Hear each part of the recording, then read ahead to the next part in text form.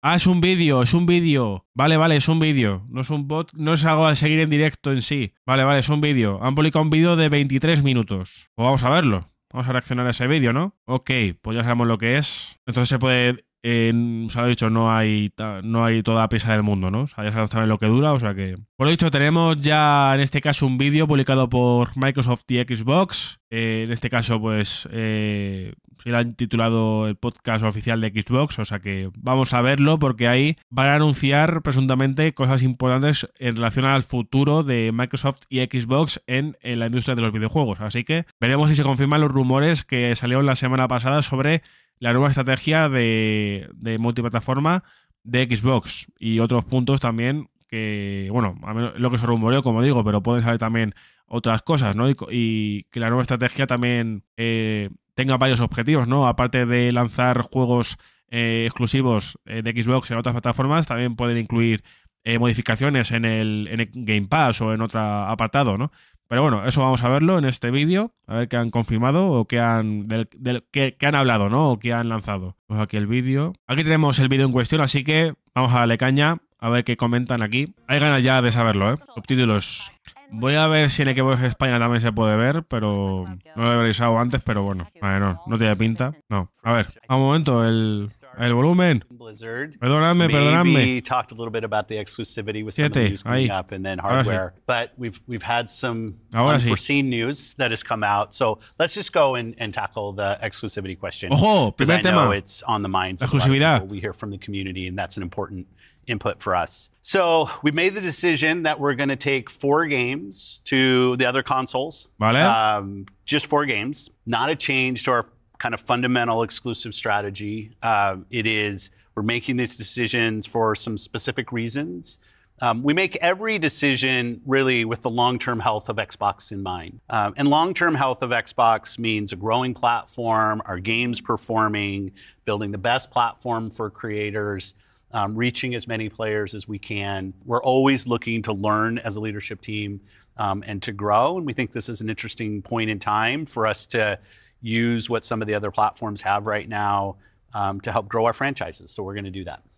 Vale, antes de seguir, ya que se puede parar, o sea que esto no se sigue en directo ni nada, pues vamos a parar para quedarnos claro lo que están diciendo, ¿no? Hablando del tema de la exclusividad, ha dicho Phil Spencer que no es que vayan a cambiar la estrategia en los lanzamientos de todos sus exclusivos, sino que va a haber, en este caso ha mencionado 4 juegos exclusivos de Xbox concretamente que van a lanzarse en otras consolas. O sea que al final su objetivo es llegar a más gente y lo que pasa es que ha comentado que estos 4 juegos pues son casos muy concretos y que han visto rentable o que han visto bien lanzarlos en otras consolas, pero que este plan no lo piensan hacer con todos los exclusivos. Eso creo que es lo que ha dicho, ¿no? Si lo he entendido bien. What are they? Can you say? Ahora, los I'm not juegos. going to name those games. No. The teams pues no va a decir juegos. that are building those games have announced plans that are not too far away. As we know, game teams put a lot of energy into their announcements with the partners. So I don't want to take anything away from those teams. Vale, quiere dejarles lo que son los anuncios de esos juegos a los responsables, digamos, ¿no? So I won't be talking about the titles specifically, but I think when they come out, it'll make sense. Can we say if either of those titles are Starfield or Indiana Jones? They are not Starfield or Indiana Jones. Well, pues ha estado desmentido los rumores de Starfield e Indiana Jones que salieron la semana pasada. Son 2 casos concretos. Les ha preguntado sobre todo esos 2 casos, porque son de los más destacables, pero en este caso ya Phil Spencer lo ha desmentido lo que salió la semana pasada. Así que, pues casi todo lo que se fue rumoreando la semana pasada, pues al final no se va a cumplir, yo creo. What was the criteria in how the team was thinking about selecting those 4 titles? Let me start a little bit outside of that, and then I'll get to the 4 specific games that we're talking about right now. Because the fundamental decision driver for any decision that we make, anything we're going to talk about today, is the long-term health of Xbox. That we're running a growing platform that is reaching more players, that our games are having as much success as possible. And I do have a fundamental belief that over the next 5 or 10 years, exclusive games that are exclusive to one piece of hardware, are going to be a smaller and smaller part of the game industry. And that's not some great insight, because if you look at the last 10 years and what the biggest games are today, it's a natural place. Whether it's one console and PC, multiple consoles, mobile console and PC, you see big games landing on multiple platforms. And we want to be a great platform for creators that are trying to realize that potential. But now back to the specifics of the question on these four specific titles. We looked at games that are over a year old. So they've been on Xbox and PC for a while. A couple of the games are community-driven games, new games that kind of first iterations of a franchise that have reached their full potential, I'd say, on Xbox and PC. There's always growth. Franchises that we obviously want to continue to invest in. Part of having the ability to continue to invest is that the businesses behind those franchises continue. We think it's important that these service-based games that have communities behind them, that they can have confidence that they're going to exist in the future. So two of them, kind of community-driven games that will end up on other platforms and give us the ability to continue to invest in them. We think that's great for the business and great for the communities, more players to play with. I'd say two of the other games are smaller games that were never really meant to be built as kind of platform exclusives and all the fanfare that goes around that, but games that our teams really wanted to go build, that we love supporting creative endeavors across our studios regardless of size. And as they've realized their full potential on Xbox and PC, we see an opportunity to utilize the other platforms as a place to just drive more business value out of those games, allowing us to invest in maybe future iterations of those, so sequels to those, or just other games like that in our portfolio. And when we don't damage Xbox and we can grow our business using what other platforms have and to help us with that, we're going to do that. And that's really the story behind these four games. And last thing I'll say, looking forward, I think there is an interesting story for us of introducing Xbox franchises to players on other platforms to get them more interested in Xbox. We think there's a good brand value for Xbox there. So 4 games, no promise beyond that. So if you're on those other platforms and you see these 4 games coming, please don't take it as some signal that everything's coming. It's not. And we're going to learn. So when you are thinking about... Lo que está haciendo es desmentir los rumores de la nueva estrategia absoluta de lanzar juegos exclusivos en otras plataformas. Va a haber juegos concretos, según ha dicho, que en este caso tengan un año, o sea, que hayan cumplido un año de su lanzamiento o que tengan más de un año o que hayan estado más de un año en el mercado, digamos, o disponible. Y sí que va a haber juegos concretos que ellos creen que también es justo, bueno, no justo, sino que también digamos que también puede funcionar en otras plataformas también, en otras consolas, mejor dicho. O sea que en principio son juegos que sí que hacen internamente, ¿no? En estudios internos de Xbox, pero que también están pensados para lanzarse a posteriori a otras consolas y que creen que con esa expansión, con ese lanzamiento en otras plataformas, en otras consolas, creen que eso no va a dañar la marca Xbox y que de hecho van a abrirse más a otro target, ¿no? A otros targets que juegan más en otras consolas y que van a conocer más a Xbox y que van a acostumbrarse más a vivir la experiencia que dan los juegos de Xbox en este caso, ¿no? Exclusivos de Xbox. Así que el objetivo está claro que es expandirse, solamente que no de la manera en la que se empezó a rumorear la semana pasada con el tema de la estrategia multiplataforma absoluta, ¿no? Que al final lo que se rumoreó la semana pasada era que Microsoft tenía una nueva estrategia en mente para lanzar todos sus exclusivos a Xbox, eliminar la etiqueta de exclusivos de los juegos que ellos desarrollarían internamente y lanzar esos juegos en otras consolas. Todos, O sea, era algo absoluto, pero está claro que ahora lo que ha matizado Phil Spencer es que va a haber exclusivos de Xbox que se van a lanzar en otras consolas, pero que no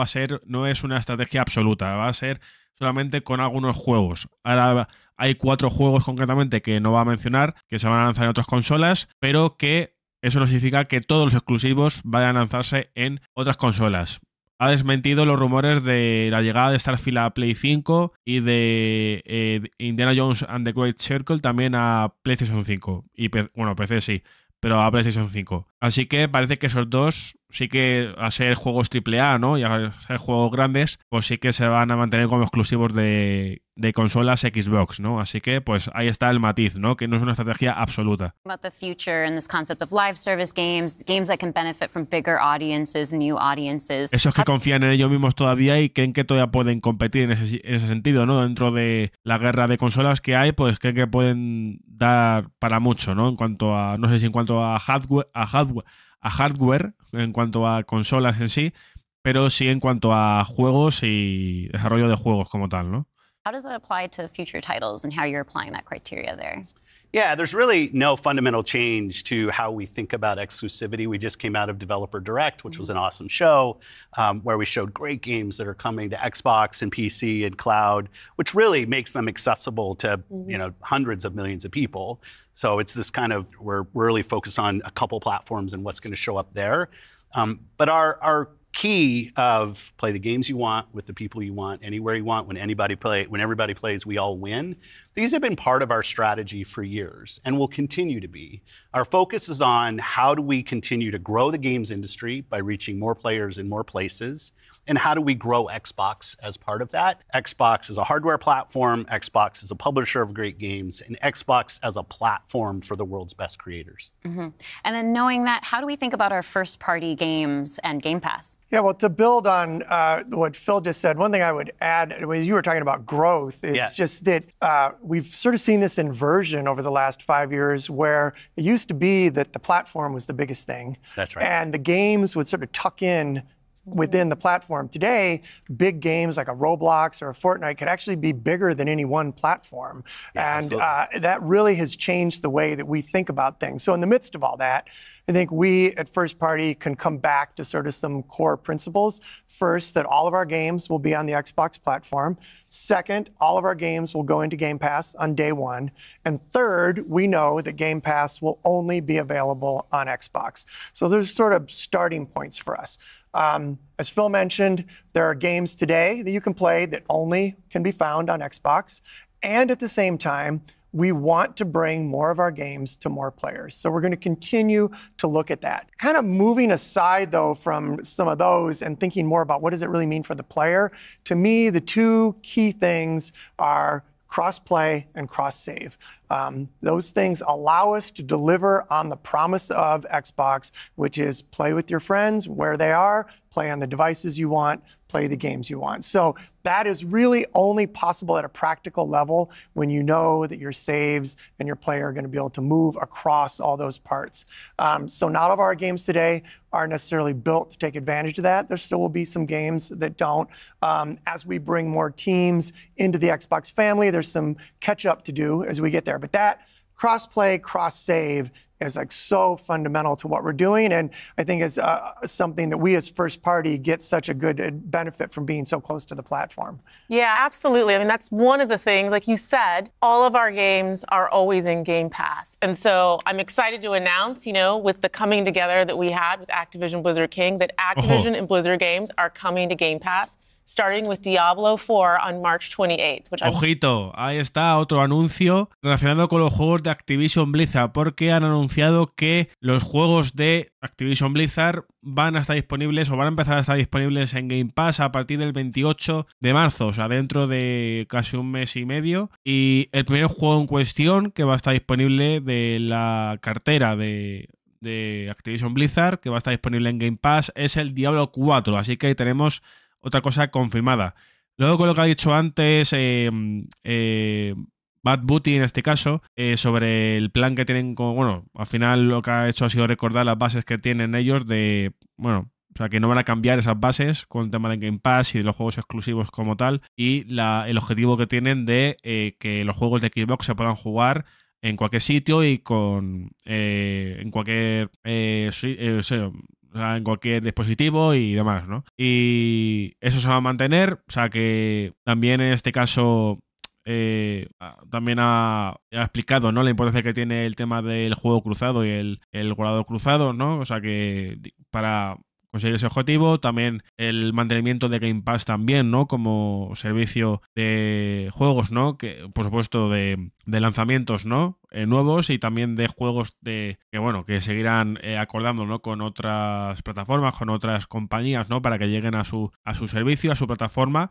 en Game Pass, así que pues eso se va a mantener, ¿no? Así que, aparte de eso, tenemos esto de los juegos de Activision Blizzard, que es algo que no se sabía realmente, así que pues también han aprovechado para confirmarlo, ¿no? El día en el que van a estar o van a empezar a estar disponibles los juegos de Activision Blizzard en Game Pass. Super excited to share today. Que no lo estaban hasta ahora, por eso no se sabía.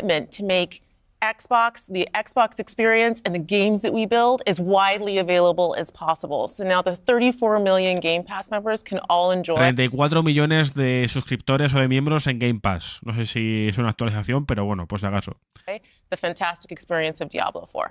Amazing. Can we come back to the point, Phil, you mentioned at the top, this isn't really a change in strategy for us. Can you recap for me how it isn't? Yeah. And I thought both Matt and Sarah did a really nice job of talking about what we're doing on Xbox, where we're going. You know, if you take a platform feature like Xbox Play Anywhere, which has been a promise that we've made on our first-party games, that you can buy our game once, you're going to get to play across Xbox and Windows. I think we're the only platform that does this. That makes it possible for you not only to play with your friends wherever they are, but to know that you actually have multiple entitlements to the game. I think that's a technology I would love to see applied to more platforms. But it is this view that people are going to play Xbox in multiple places. Whether it's play the games you want with the people you want, anywhere you want, whether it's content, community, and cloud, whether it's when everybody plays, we all win. Like we've had different taglines, different strategy, kind of words that we've used, but always with this view that Xbox is a platform for creators who want to reach the most players. Our investments in xCloud, our investments in franchises like Minecraft and now Call of Duty and other large franchises so that we learn how to build those. This has been a strategy that we've been on for, I'd say, a decade. It's not about one device. It's not about games in service of a device, but rather the devices that people want to play on should be in service of making the games as big and popular as they possibly could be. Because really a healthy creator community on Xbox, a healthy creator community in gaming all up is the thing that all of us as game players should be voting for, because that's the thing that will lead to the best long-term success and growth in this industry. And my understanding just from listening and learning from you three over the past few weeks, just understanding what's happening with Xbox is that we see trends with player behavior where people are playing on multiple devices. That is the reality. And we have put some games out on multiple platforms before. So my understanding is that that's been good for players. How does that come back to the business with all of that in mind? Yeah, as you said, we have shipped games on other platforms. In fact, realistically, if you look with the addition of Activision and Blizzard and ZeniMax, we're one of the largest game publishers on PlayStation. We're one of the largest publishers on the Nintendo Switch, especially when we put Minecraft into the equation as well. And now we're one of the largest publishers on mobile platforms as well. And that's not something that we want to back away from. We want to continue to be building great games that millions and millions of people can love, and that they can play those games where they want to go play. But we do understand the business success that Xbox has to have. Us as leaders in this business, the system today, the system that all companies that we play video games from, is a world of you got to be growing your business. Growth in our Xbox business is critical to the long-term health of Xbox. Many people know I've been on Xbox for over 20 years. And I want to make sure Xbox is in the best position for the next 20 years. That means healthy player community, healthy creator community, and healthy business. So when we look at opportunities to allow more people to play, more people engage, more people to buy, more people to subscribe, it's all about putting Xbox in the best position. And our hardware is a critical component of that. The absolute best experience somebody has on Xbox is hardware that your team builds and that people play on. But that's not going to be everybody. We fully accepted that we're going to have Xbox players across all kinds of devices. So I think a lot of people think about 2023 as this incredible year for gaming. And in a lot of ways it was. There were some really amazing releases that I think we all enjoyed. But what were the signals behind the scenes that maybe indicated how we wanted to look at the future of Xbox and how we kind of keep up with the industry? Yeah, such a good question. And I think it's, as people who care about the industry, which I assume is people who are watching this, it was an amazing year. Some great launches, some of the games that I think will stand the test of time and people will be talking about a decade from now. But it's an industry that didn't really grow. And what happens when an industry doesn't grow? You end up with some job eliminations, which we had. We had even our own hard decisions to make about building a sustainable business for ourselves, but in no way were we alone in that. When you think about a healthy industry, I want players who believe that they will find the best games on the platforms that they love. I want people who invest their careers in working here to feel like this is a place that they can be successful. And that really is down to being part of an industry that is growing. If you listen to Lisa Su, the AMD CEO, she'll say that AMD-powered consoles are likely to decline in 2024. I think there's an amazing set of games coming in 2024, but if we don't get to growing as an industry, the industry will struggle. And today there's really two choices on how do you grow the industry. Do you say, I have a fixed number of players, the players that we have today, and do I find new ways to monetize those players to get more money from the players that I have? Or do you think about how do I expand the business I have by finding new players and adding those to the base of players that already play? Our focus on Xbox for the last decade has really been on that latter point of how do we make sure Xbox is growing for our players, growing for our creators, so those people are finding success on our platform, which will grow the Xbox business and put Xbox in a position to be very strong for years and decades to come. Matt, earlier you were talking about these growing gaming communities. Están haciendo mucho énfasis en el objetivo de asegurarse también los próximos años con las compras de estudios grandes y demás, pero también a la hora de crear una comunidad más grande de la que ya tienen como tal, ¿no? O sea que al final, como ha dicho Phil Spencer, su objetivo en los últimos 10 años ha sido expandirse lo suficientemente para crear una comunidad saludable y que, bueno, todo lo que es el ambiente, bueno, el estatus de la industria sea lo más saludable posible, digamos, ¿no? Pero realmente están haciendo mucho énfasis en la continuación de ese objetivo, ¿no? How they're incredibly large and comparable on such a different level when we think about console audiences. Like you mentioned Roblox, you mentioned Fortnite. So how are we're obviously thinking about our responsibility, our hardware responsibility is supporting the growth of gaming communities. How has that actually shown up for the players? Are there other games we can speak to from our portfolio? Well, as Phil mentioned, I mean, two of the biggest ones for us, Call of Duty and Minecraft, I mean, they are driven just from the bottom up by the communities of people that play those games, which is so great. I think about it, for the player community, it comes down to where are the friends, where are the people you play with, and then equally important is where have you built up your library of games, right? Where have you invested? Where's that library? I think those two things probably are some of the biggest influences on where people choose to play and what devices they choose to play. Yeah. When we think about, on the other side, the developer side, just any game developer wants their game to find the biggest audience possible. That's just the nature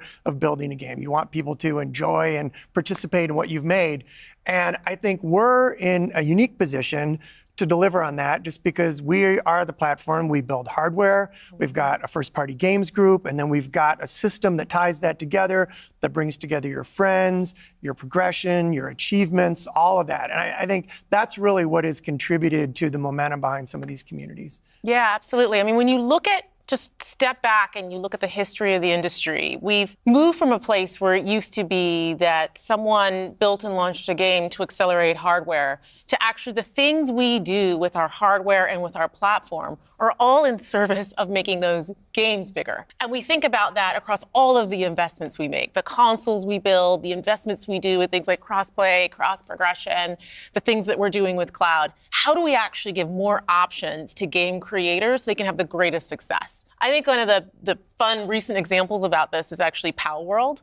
You know, Pal World was able to launch, they were a game preview, they launched in Game Pass, they also simultaneously launched in Steam. And through the combination of those things, you know, Pocket Pair was able to have this outsized success, and it was the largest third-party Game Pass launch ever. And that's all because we give creators options on how they can launch their games. We've got subscription, we've got retail, we've got free-to-play, we've got game preview, we have the consoles, we have our experience on PC, and they can access all of those things. And when we step back and we just look at the performance of our platform all up, we know it's working. We're at the highest level of users on console, the highest level of users on PC, the highest level of users on cloud ever. We have double-digit growth rate on PC and cloud, places where we're enabling creators to actually reach new players beyond the console ecosystem. And that's why we're leaning into it and doing more, because we see all those signals. So we're talking about the role that hardware plays for creators, for the games and those communities. What about the role role that hardware plays for us as a business, for Xbox? When we look at our hardware, it really is, and Phil said this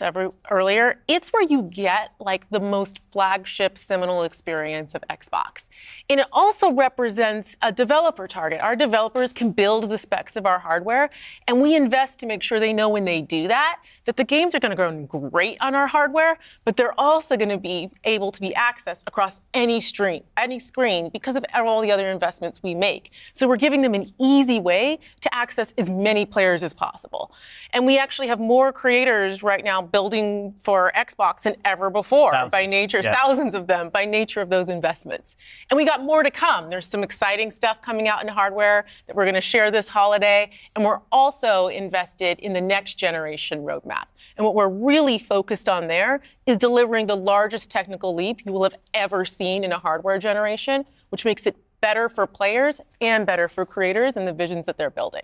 And then La verdad que ha revelado Sarah Bond, la presidenta de Xbox, en este caso, que en verano de este año van a lanzar novedades de, no sé si refieren ya a la próxima generación o planes que tienen para los creadores, desarrolladores y jugadores y demás, pero que en verano van a revelar cosas. Me imagino que habrá un Xbox Game Showcase en junio, julio, normalmente es en junio. Estos 2 últimos años han sido en junio, o sea que, bueno, no es que haya llegado verano todavía, pero bueno. Ya me entendéis. Ya pues, ya de lo que vayan a comentar, pues me imagino que tendrá que ver con la siguiente generación, ¿eh? Tiene pinta. When we're talking about hardware too, there's these other considerations that are really important to our community, probably to each one of ourselves as well.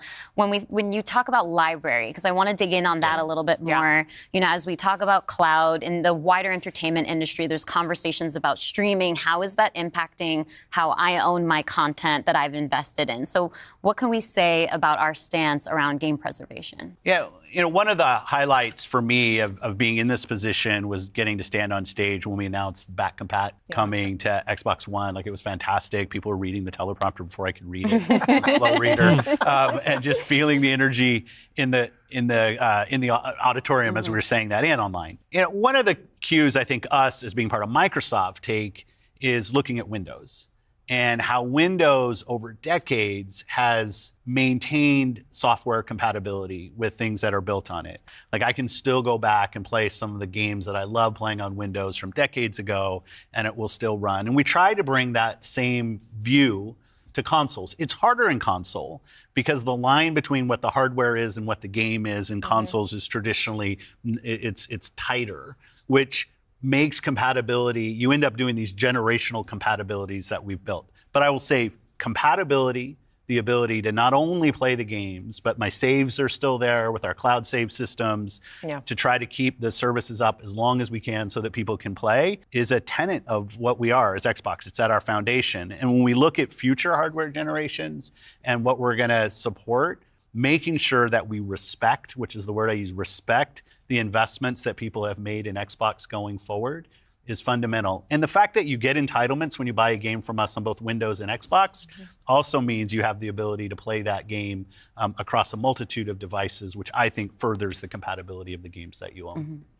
Can we go back to what Xbox stands for today? I think we've pretty much covered all of the elements, but if you could break it down for me. You know, when you play on Xbox, what we're saying is you're playing on a platform where you know the biggest games in the world are always going to be. You're playing on a platform where you get to access Game Pass. And all of the games from our incredible range of studios will always launch in Game Pass day one.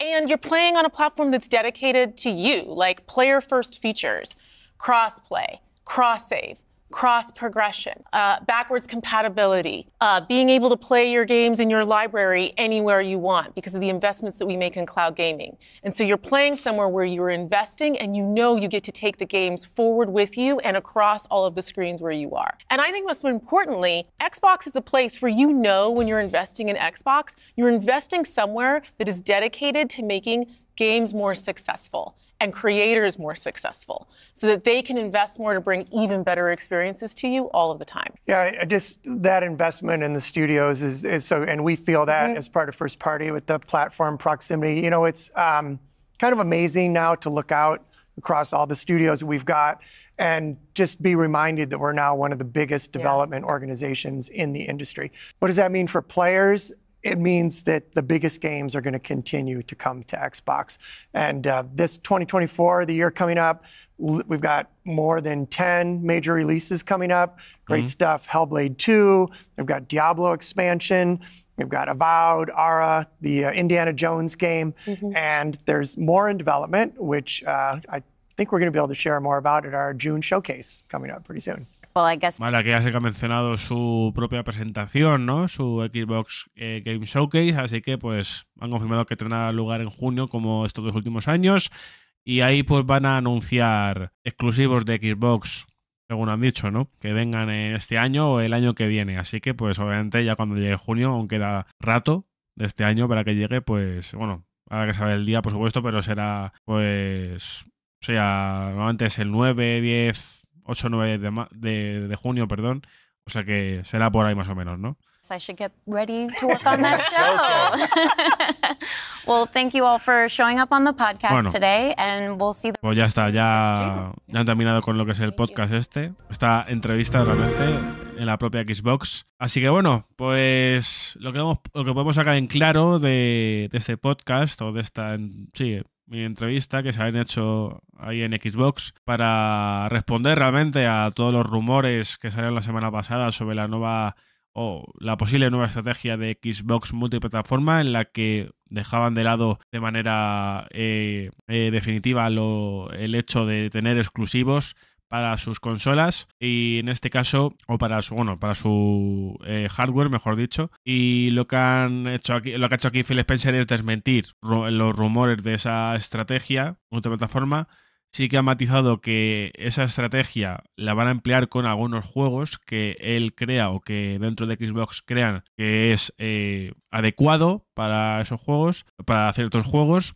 Ha dicho en este caso que hay 4 juegos que van a lanzarse en otras consolas, que en este caso ya se han lanzado, ¿no? O sea, que no son nuevos lanzamientos, sino que van a ser lanzamientos o juegos que ya llevan más de un año, o llevan un año más de lanzamiento, más de un año, y que van a llegar, como digo, en otras consolas. Va a haber casos excepcionales como esos, que sí que van a lanzarse, como digo, en otras consolas, pero no va a ser una nueva estrategia como tal, porque lo que han estado...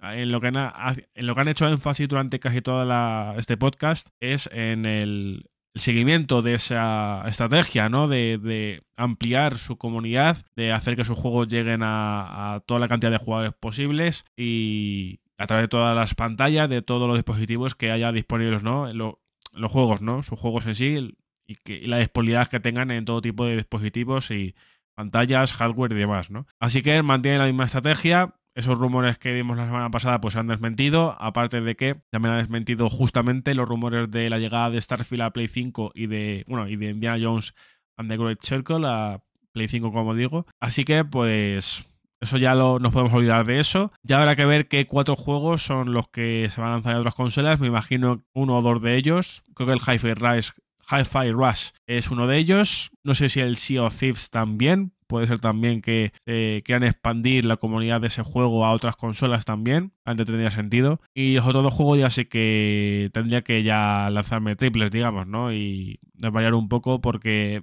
el resto de juegos o de franquicias, incluso de IPs que se rumoraron la semana pasada, aparte del Hi-Fi Rush y el Sea of Thieves, el resto sí que son IPs importantes, así que no creo que, como por ejemplo Gears of War, también se rumoreó que llegaría a PlayStation y no creo que, ya sabiendo esto, no creo que vayan a... Sí que me imagino que estarán desarrollando un nuevo Gears of War, pero que la franquicia se mantiene como exclusiva para Xbox, ¿no? Así que, pues bueno, digamos que la guerra de consolas sigue, o sea que digamos que Xbox o Microsoft en este caso quiere seguir mostrando competencia con PlayStation y Nintendo en este caso. Obviamente tienen cosas que mejorar, yo creo, con el tema de hardware sobre todo, porque con el tema y de software también, o sea, realmente trabajar un poquito más en si quieren expandirse, realmente tienen que poner mucho esfuerzo y mucha inversión en juegos exclusivos realmente, y si hacen juegos exclusivos y pueden lanzarlos en otras consolas o deciden hacerlo, pues perfecto realmente, a la hora de seguir su estrategia y de conseguir su objetivo, ¿no? Así que, aparte de lo de la exclusividad, que era el tema más importante relevante y es lo primero que han tocado, así que pues hayan sido bastante directos. Y luego el resto del podcast, pues realmente han hecho énfasis en la estrategia de Xbox, en los cambios que quiere meter dentro de la industria, digamos, ¿no? O sea, la evolución que quiere que haya dentro de la industria y qué papel quiere que juegue Xbox en esa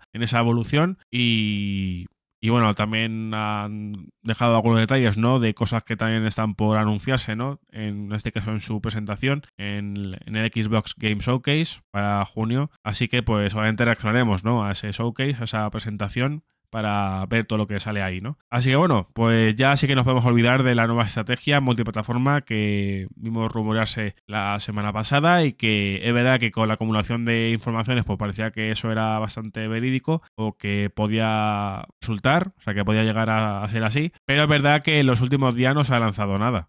O sea, no se lanzaron más informaciones y realmente me esperaba que para este podcast se filtraran cosas y no se ha filtrado nada de nada, o sea que realmente si hubiera habido un cambio de estrategia sí que se hubieran filtrado cosas, yo creo, ¿eh? Así que sí que hubieran asegurado que, por ejemplo, Starfield llegaría a Play 5 y se hubiera filtrado antes de que publicasen este vídeo. No ha sido así, así que pues se ve que los rumores o informaciones de la semana pasada pues perdieron su valor. Sí que vi algún periodista, no me acuerdo del periodista en cuestión, sí que vi un tuit de un periodista que dijo que fue uno de los que empezaron a lanzar esos rumores, pero con el paso de los días él mismo dijo que esos rumores empezaron a perder fuerza y que él pensaba que no se iba a producir, ¿no? Que no iba a haber ese cambio de estrategia.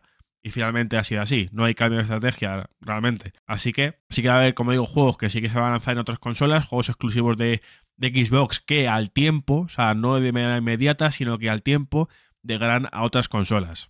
Así que a eso sí que están abiertos, pero no a hacer esa reselección de manera absoluta, ¿no? Que es lo que se rumoreó la semana pasada. Así que bueno, pues ya hemos visto este vídeo, este podcast que han publicado, ¿no? Microsoft y Xbox concretamente. Así que pues ya está. Tema zanjado con el tema del futuro de Xbox, que digamos que no va a cambiar realmente mucho. Sí que va a haber variaciones. Y está el tema también, es verdad, el tema de la inclusión de los juegos de Activision Blizzard en Game Pass. Es algo que no se sabía. Y creo que era el 28 de marzo. El 20 de marzo, el día en el que van a empezar a estar disponibles los juegos de Activision Blizzard en Game Pass, algo también importante, ¿no? Dentro de lo que tenía que ver con este tema, ¿no? Así que, pues, todo intento de anular el acuerdo, por lo que fuera, o sea, el acuerdo ya está cerrado realmente, pero aún así creo que la FTC, recordar que he visto que por alguna forma intentaba romper el acuerdo, ¿no? Intentaba que se revisara el acuerdo, pero no. O sea, ya anunciando que los juegos de Activision Blizzard van a llegar a Game Pass y se ha anunciado el día y todo, no creo que haya ningún cambio ni nada por el estilo, salvo que pues el día se parda por alguna cosa, pero ya han puesto día y todo, o sea que no tiene pinta de que vaya a pasar algo grave, digamos, ¿no? Así que bueno, pues lo dicho.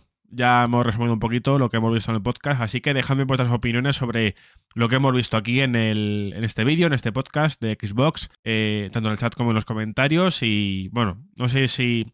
Ahora te voy a preguntar si visteis los rumores de la semana pasada y si los visteis, si en su momento pensabais que iban a ser reales o no, porque al final hemos visto que no son reales, pero... Me gustaría saber vuestras impresiones sobre lo que pensabais antes de ver este podcast o este vídeo, o sea, qué pensabais sobre este tema y ahora qué pensáis al saber que no hay cambio de estrategia y que todo va a seguir pues prácticamente igual que hasta ahora, ¿no? Así que pues, dadle caña, que os leo, como siempre.